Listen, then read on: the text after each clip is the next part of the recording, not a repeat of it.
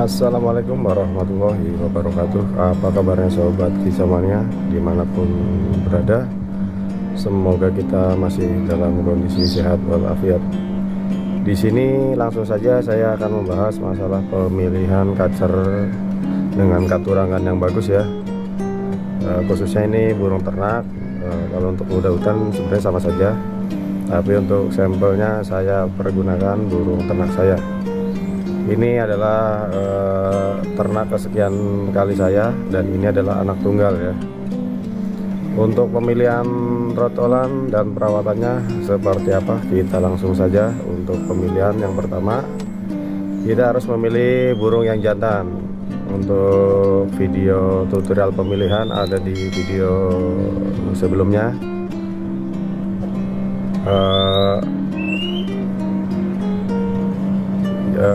Langsung saja untuk pemilihan jantan yang bagus itu seperti apa, kita langsung saja. Untuk yang pertama adalah posisi badan. Posisi badan ini kita harus mencari yang posisi tegak ya, seperti angka 1. Itu asumsinya dengan sendirinya secara burung kacer itu kan bertarung secara vektor ya, jadi dengan kondisi tegak burung tersebut mempermudah tidak memakan atau menguras tenaga pada saat bertarung, karena basicnya dengan sendirinya karena dia sudah posisi berdiri. Untuk yang kedua adalah posisi mata ya. Mata itu pilihlah dengan bola mata yang besar atau melotot. Itu pasti burung mempunyai kualitas vektor yang sangat bagus. Yang kedua, pilihlah mata dengan bola mata yang sangat besar.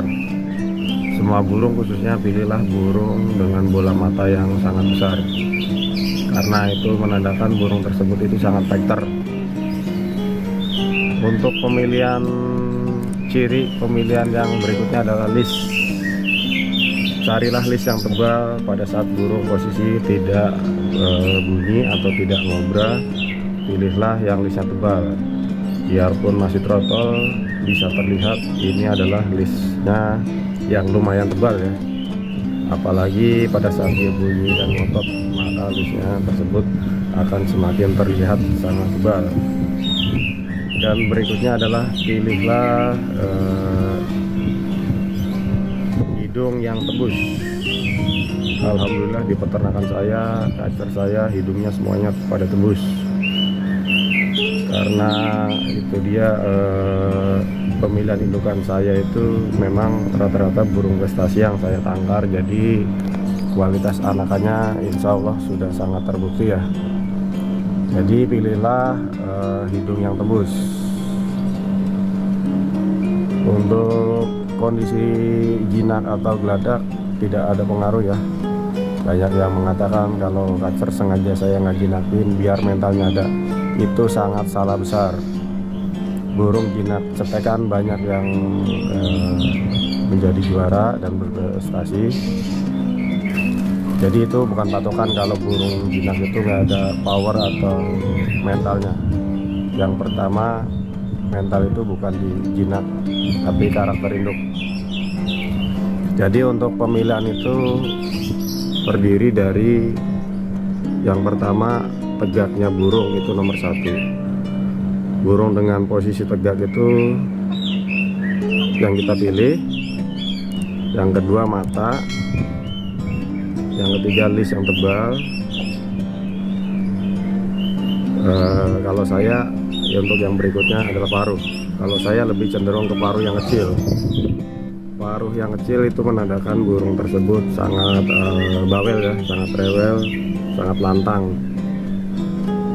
Kalau paruh besar kan rata-rata emang dominan dengan tembakan. Kalau saya di pemilihan kacer, carilah paruh yang paling kecil dan pendek.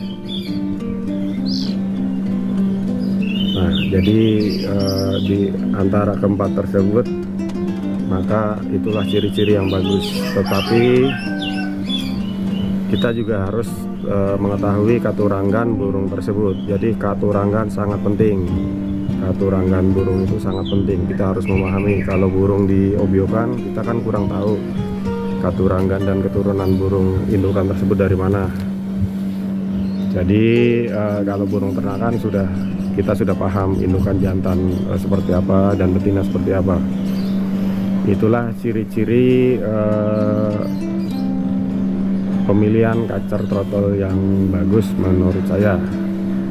Untuk berikutnya adalah tips perawatan atau settingan untuk burung trotol.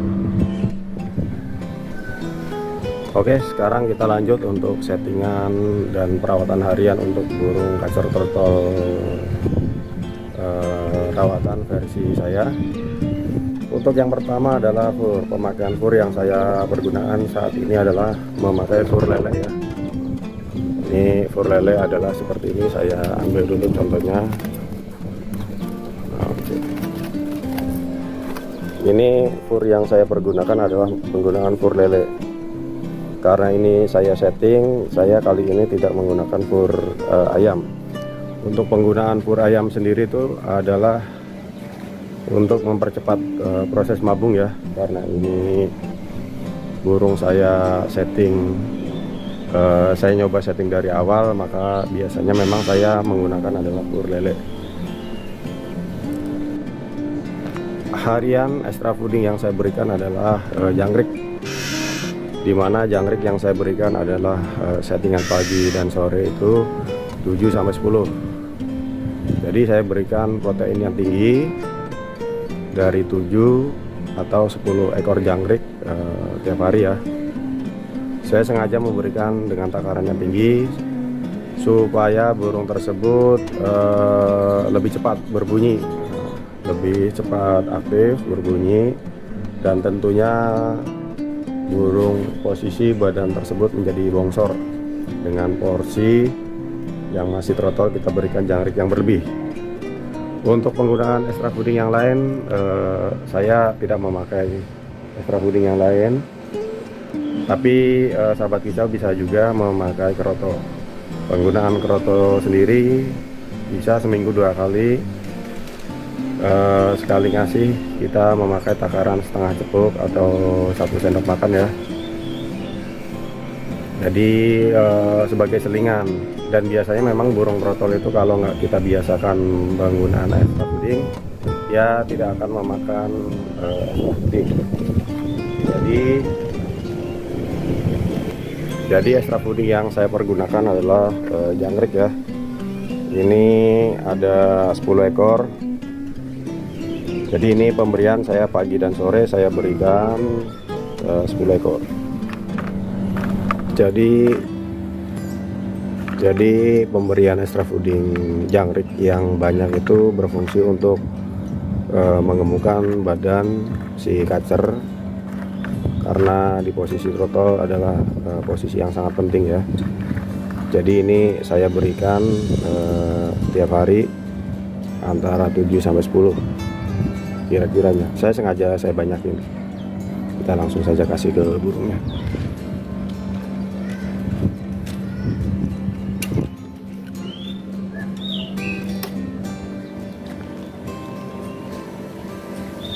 Dan untuk settingan mandi biasanya saya hanya memakai cepuk ayam ya. Cepuk untuk mandi, pemberian pakan ayam yang saya kasih. Jadi saya nggak mandikan memakai keramba. Kenapa nggak saya mandikan? Karena faktor masih trotol ini belum banyak dia pendinginan badan ya. Kestabilan badannya itu memang belum terlalu banyak, dia lebih fokus ke pengembangan badan. Jadi fokus untuk mendinginkan badan atau menstabilkan suhu ini untuk kacer trotol ini belum terlalu banyak. Artinya dengan cepuk saja sudah cukup. Saya sediakan dulu cepuknya. Ya, kita lanjut. untuk mandian saya hanya memakai cekuk yang saya kasih air. Dengan kondisi tersebut si trotolan akan mandi di atas cekuk.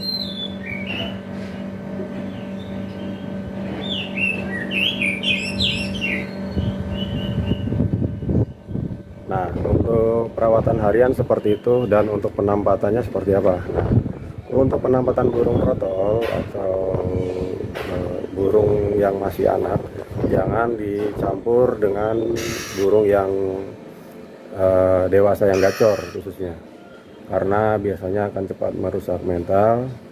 Namun cukup dalam satu rumah itu bisa memelihara beberapa burung. Untuk yang trotol bisa kita gabungkan dalam satu ruangan, namun harus beda kandang ya, karena di dalam trotol ini nggak boleh satu kandang itu berisi dua, itu nggak boleh, karena mempengaruhi faktor mental. Pengalaman saya seperti itu. Jadi untuk kandang itu harus disendirikan, meskipun berjejeran tetapi harus sendiri. Kalau bisa kita sekat-sekat ya, kita sendirikan di dalam satu ruangan, dan tidak boleh dicampur satu ruangan dengan burung kacer dewasa yang lain, karena itu akan cepat merusak mental. Namun di dalam satu rumah itu wajib kita memelihara burung yang gacor supaya melatih atau merangsang atau mengisi burung isian tersebut. Jadi kita boleh tetap memelihara dalam satu rumah, namun kita tidak menaruhnya dalam satu ruangan. Contohnya yang gacor ada di ruang tamu, yang trotol ada di ruang belakang atau di atas kamar mandi ya, seperti itu, atau sebaliknya. Jadi intinya dalam satu ruangan rumah itu tidak boleh dicampur dengan burung yang sangat gacor. Pengalaman saya, trotol tersebut akan menjadi down mental, atau mentalnya akan cepat turun, akan menjadi cepat stres. Nah, berikutnya adalah pengkerodongan. Banyak yang bertanya, bolehkah kacer trotol yang kita punya kita kerodong? Dalam rawatan saya, kacer trotol itu saya kasih kerodong, namun hanya posisi depan saja yang terbuka. Jadi supaya angin dan sirkulasinya itu cepat masuk ya. Jadi posisi burung tersebut dengan sirkulasi udara yang sangat cukup. Juga jangan lupa kebersihan kandang itu harus kita bersihkan setiap 1 atau 2 hari. Kandang karpetnya kita cuci, dan kerodong jangan lupa kita cuci setiap 1 atau 2 bulan sekali, maksimal 3 bulan sekali. Kerodong wajib kita cuci untuk menjaga kesehatan burung. Untuk masteran, nah kita bahas masteran. Dalam hal pemasteran adalah burung itu yang paling bagus adalah di usia trotol, dari usia 0 hari, 1 hari ya, sampai usia trotol itu sebaiknya kita punya masteran. Masteran itu yang terbaik adalah burung hidup, burung masteran hidup. Namun apabila kita tidak punya, kita bisa memakai MP3 atau suara rekaman. Nah, namun saya sarankan untuk pemasteran itu adalah sebaiknya pergunakanlah burung hidup, karena burung tersebut lebih cepat masuk dan diikutin burung trotolan kita. Sahabat kicau, untuk penyimpanan seperti ini ya, kerodongnya saya kerodong, namun depannya saya buka supaya sirkulasi anginnya itu lebih cepat atau terbuka ya, dengan udara sirkulasi masuknya lebih terbuka.